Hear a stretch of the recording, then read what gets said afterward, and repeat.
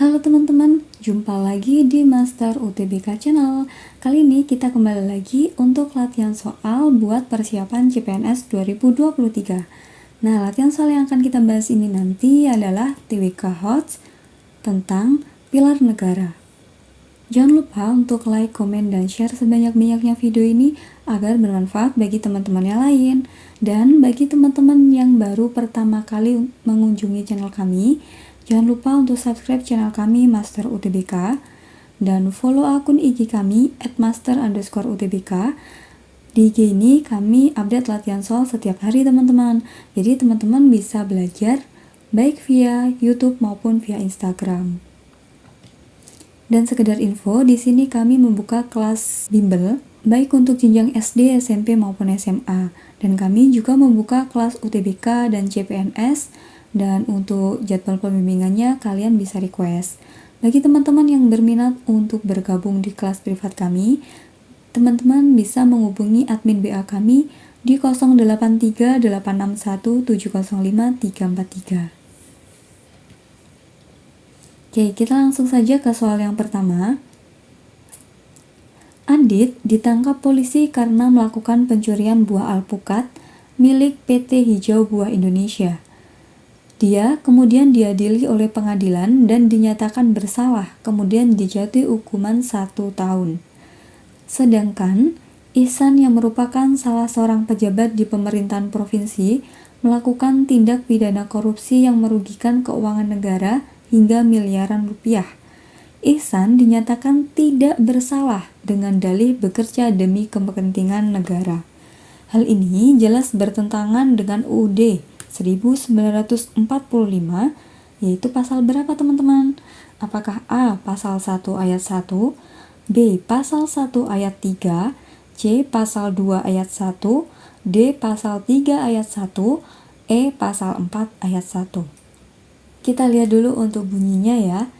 Pasal 1 ayat 1 berbunyi negara Indonesia adalah negara kesatuan yang berbentuk republik. Berarti untuk pasal 1 salah. Pasal 1 ayat 3 berbunyi negara Indonesia adalah negara hukum. Artinya seluruh masyarakat Indonesia harus diperlakukan adil di hadapan hukum. Ini benar. Kita lihat pasal yang selanjutnya ya teman-teman, walaupun kita sudah dapat jawaban, yaitu yang B, pasal 1 ayat 3.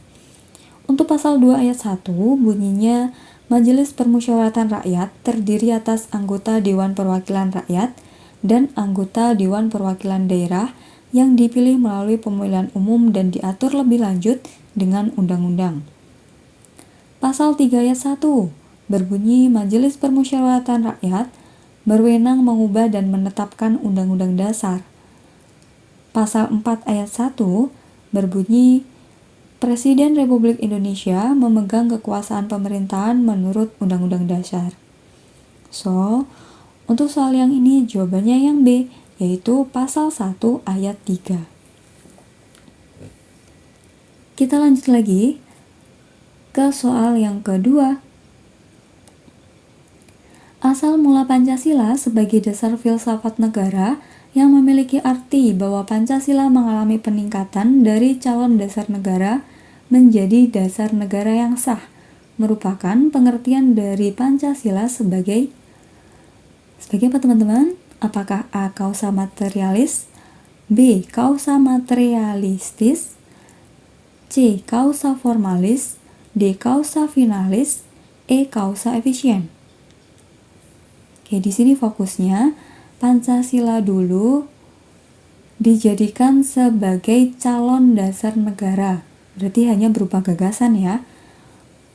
Nah, pada perkembangannya Pancasila itu menjadi dasar negara yang sah. Jadi awalnya rumusan, lalu disahkan. Nah, kita lihat dulu untuk pengertian dari beberapa kausa ini.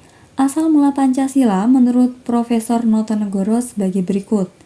Secara kausa materialis, asal mula Pancasila berdasarkan nilai-nilai adat istiadat serta nilai religius. Menurut kausa efisiens, Maka asal mula dari Pancasila yaitu dari menjadikan calon dasar negara menjadi dasar negara yang sah. Menurut kausa formalis, asal mula yang merujuk kepada bagaimana proses Pancasila itu dirumuskan menjadi Pancasila yang terkandung dalam Undang-Undang Dasar 1945. Artinya, pidato Soekarno di tanggal 1 Juni 1945 itu sebagai kausa formalis. Yang keempat, ada kausa finalis, yaitu asal mula yang berasal dari perumusan dan pembahasan Pancasila oleh para pendiri negara di dalam persidangan. Jadi perumusan Pancasila melalui sidang BPUPKI itu masuknya di kausa finalis. Nah, di soal tadi yang ditanyakan yaitu asal mula Pancasila dari calon dasar negara menjadi dasar negara yang sah. Maka jawabannya adalah kausa efisien. So, jawaban yang tepat adalah yang E. Jangan lupa untuk like, komen, dan share sebanyak-banyaknya video ini agar bermanfaat bagi teman-teman yang lain. Lanjut,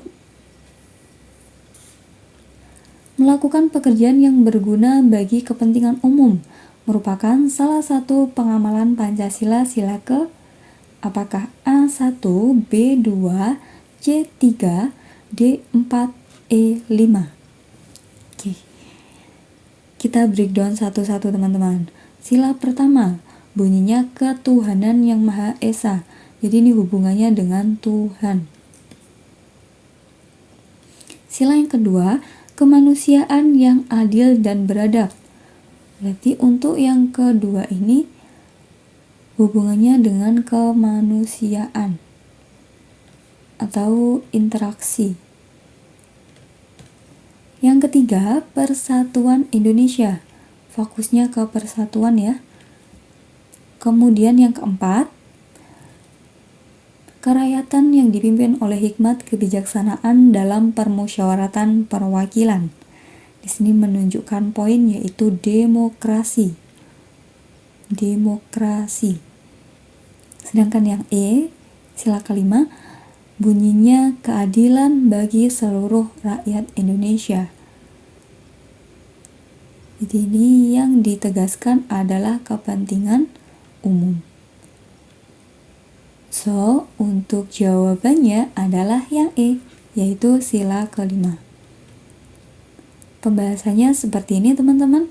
Melakukan pekerjaan yang berguna dapat diartikan dengan ciri bangsa Indonesia yang selalu bekerja sama demi kepentingan bersama tanpa ada egois atau individualis. Hal tersebut sesuai dengan sila kelima, yaitu keadilan sosial bagi seluruh rakyat Indonesia. Jadi jawabannya yang E.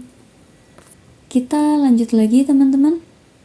Salah satu aturan yang tidak tertulis namun ketentuan nasional dikenal dengan nama apakah A. Traktat, B. Konstitusi, C. Konversi, D. Dasar negara, atau E. Jurisprudensi. Traktat itu perjanjian ya teman-teman.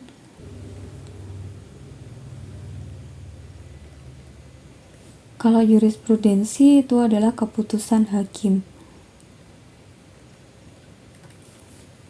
Ini bukan konversi ya teman-teman, yang benar adalah konvensi. Kalau konstitusi itu hukum tertulis. Kalau konvensi maka itu hukum tidak tertulis. So, jawabannya adalah yang C, konvensi. Secara umum, pengertian konvensi adalah norma dasar atau aturan-aturan dalam penyelenggaraan ketatanegaraan yang timbul karena adat istiadat, tetapi tidak bersifat tertulis. Dalam arti lain, yang dimaksud dengan konvensi adalah hukum tidak tertulis yang ada dalam konstitusi yang muncul karena kebiasaan. So, jawabannya yang C. Bagi teman-teman yang masih bingung, kalian bisa tanya di kolom komentar atau DM IG kami di @master_utbk. Oke, ini soal terakhir ya teman-teman. Silahkan tuliskan jawaban kalian di kolom komentar. Nanti untuk jawaban kalian akan kami koreksi di kolom komentar. Jangan lupa untuk follow IG kami di @master_utbk, subscribe channel kami Master UTBK, dan follow akun TikTok kami Master_UTBK. Bagi teman-teman yang berminat untuk gabung di kelas privat kami, teman-teman bisa menghubungi di 083 861 705 343. Sampai jumpa di video selanjutnya. Bye-bye.